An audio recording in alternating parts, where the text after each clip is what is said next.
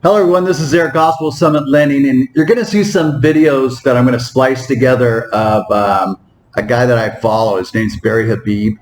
And the reason I'm saying this is I want to get you guys information on what the housing market's doing, how all that's going, so to keep everybody updated on facts that are going on now. So real quick on Barry. Barry's won what's called the Crystal Ball Award for economic people. I think there's 100 in there, and he's a three-time winner.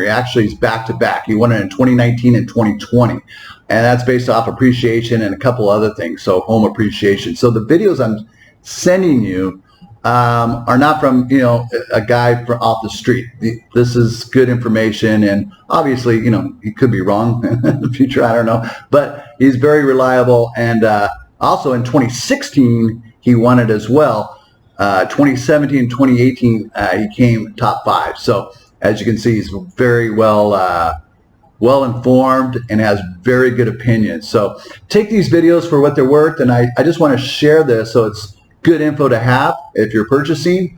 If I have buyers, real estate agents, if you have it, I also have a lot of tools that he gives me to explain to your buyers what's going on. So anyway, enjoy the videos. Have a good day. And yes, we do that, and we get a lot of benefit from it, don't we? And while it is terrible time to buy a home, and it has been a difficult time to buy a home, those that stuck with it, those that went through, and those that have purchased a home, how have they done? They've done really well, haven't they? So it could be worth it. And while it is certainly a bitch to buy a home today, it's also about alternatives, isn't it? This is not perfect. It sucks to rent maybe too. It sucks maybe to live with mom. And it really sucks to miss the opportunity that's out there if you don't take action and you listen to some of the stuff that's going on. I get it that we're looking at concerns. Is this housing market going to turn around and be a bubble? But where is that going to come from?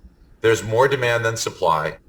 We have an increase in demographics of people coming to purchase homes. We know that builders are having a tough time increasing inventory. Yes, it's expensive. We get that. But will prices suddenly come down? How does that happen? It comes down from people, more sellers than there are buyers. Do we see that today? If you're going to sell your home, what are you going to buy? And boy, talk about if rates go up. If rates go up, aren't you then going to be trapped in your home and not going to sell your home? So that's less inventory in the market because you don't want to buy a more expensive home and have a higher mortgage payment. It's an interesting scenario. It is not perfect by far. Do we wish appreciation levels were less? Of course we do. Do we think this is extraordinarily hot? Yes. But it's important to look at the right metrics. Don't look at median home price. Look at actual appreciation.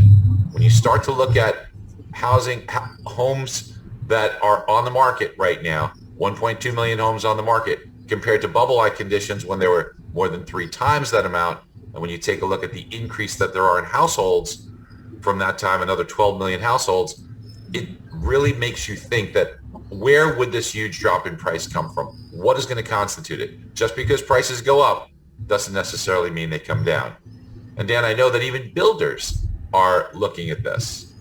It's been so hot that builders have actually had to cut back because there's just too much demand, and it's creating such a backlog of building homes for them. D.R. Horton, which is really the nation's largest home builder, said they're doing exactly that. They're cutting back on production of homes because of issues with supplies, with labor, and things like getting appliances. And, we had mentioned that we thought that some of the inflation could be transitory that we're seeing out there. But one of the big things we're seeing with a lot of the big ticket items like cars and computers and such is this chip shortage. And Intel came out and said that they think the chip shortage could last well into 2023. So maybe some of that inflation there on those items remaining very sticky.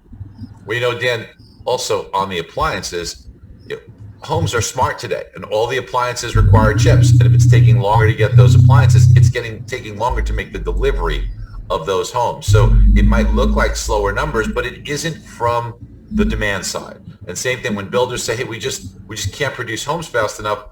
The slowdown in potential sales, the media takes as, oh, people don't want to buy. They do want to buy a home. They just can't get the home delivered to them as quickly as before.